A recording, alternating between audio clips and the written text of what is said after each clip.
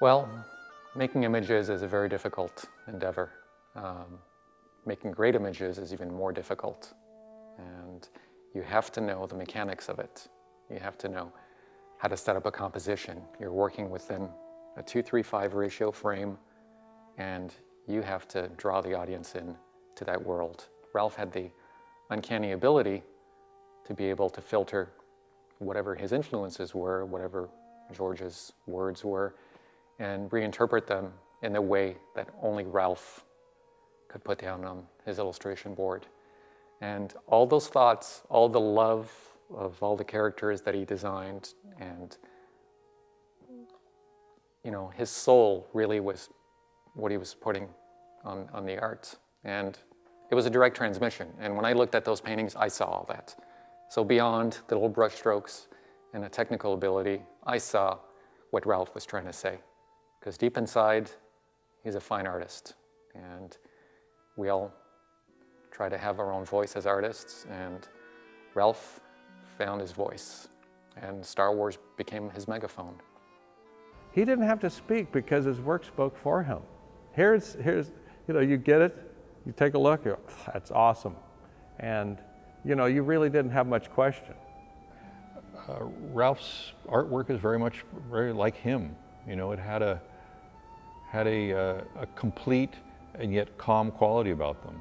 It was, and they also, it was like you saw it and you saw a story. That was one of the things that was interesting, I thought, about his artwork. Just with the type of work he did, the consistency of it across so many different projects, how it was all so high quality. He comes from that era where I think he was very obviously committed to his work, very detail-oriented in his work. When you talk to him on a one-to-one level, you talk to the man. But when he does his work, which I've never seen him do, I've never seen him work, at his table, I think magic just pours out of him. Ralph is a really sweet guy. He's so cooperative and worked so hard and really wanted things to be right, and he was so easy to work with. You just say, why don't we do this? And you go, okay. There was never a confrontational situation with Ralph at all, and it was so easy and fun to work with him. Ralph was a gentle man in every meaning of that word. He was just so nice and sweet-tempered, and you could tell there was that brilliance there, but there was no ego attached to the brilliance. And most of all, Ralph was a storyteller, and George was a storyteller, which is why I think they got along so well. And if Ralph had an ego, Ralph suppressed the ego because he knew he was working for a visual genius too. The quality of his work is the quality of the man. He was one of the most intelligent, gentle, aware, sensitive people I've ever met. And if I never was aware of what he did creatively, it was a privilege just to know a man like that. For me, Ralph will always be remembered as just a great, great person who just made phenomenal images out of words, out of George talking or him reading the script, taking that and putting it into a three-dimensional image that everybody remembers still to this day. And I got to personally use them. I mean, what a great thing for me to be able to work from a Ralph McQuarrie artwork. One of the qualities I really admired about Ralph is how gentle and humble he was. I've never met a more talented person than him. And for him to be the person who he is, just artistically, with his sense of design and painting skills. But I really liked his sort of gentleness in his approach. He was very giving. I mean, he was amazingly modest. I mean, to the point where, I wish Ralph would actually acknowledge how great he was. And they're qualities now that I actually try to live up to, because I think they're really great. I mean, Ralph obviously knew that he was a talented artist, but the fact that he didn't have to carry himself as that was really, a way to live. And I think the thing that I admired most and will remember most about Ralph is, you know, he was a humble genius. The way I remember Ralph was just as like a sort of ridiculously kind person. He had this like very sly sense of humor. It was very dry, you know. It was very playful. Ralph always has that kind of a sly grin or a small chuckle on his face or a smile, and he always looks like he's enjoying himself. That was for sure. My strongest sense of Ralph is the gratitude for having known him and what he brought to my life, and that wonderful smile and that face, and that you can see it. You see it in portraits of him. The man was, his soul was translucent. I'll definitely remember Ralph as probably the biggest influence on my career, on me deciding to become an artist, to work on this type, to do this type of work. I'll always remember Ralph just because daily he's, it's like a slideshow in my mind.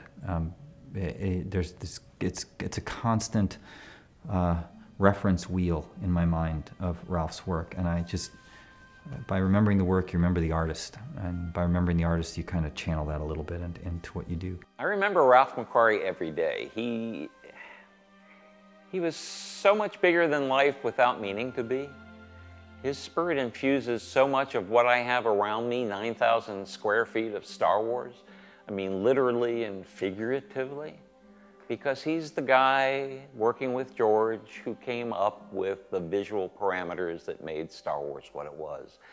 This incredible, far-off place, the used universe, the most amazing things that I could never think about or come up with. And yet meeting him and knowing how humble a guy he was, and that this came out of somebody like that. I mean, when I think back, I think at least subliminally Ralph was an influence on me. His manner of dealing with people, his being nice and open to anyone who would ask him for reasonable kinds of things. I think that's what I've tried to adopt in working for Lucasfilm, in my relations with fans. And you know, Ralph was a template of that. Ralph was a model of that. And being surrounded by his work in the library and on the walls, and it's a wonderful remembrance of a giant. A giant. I think I knew Ralph way better before I even met him.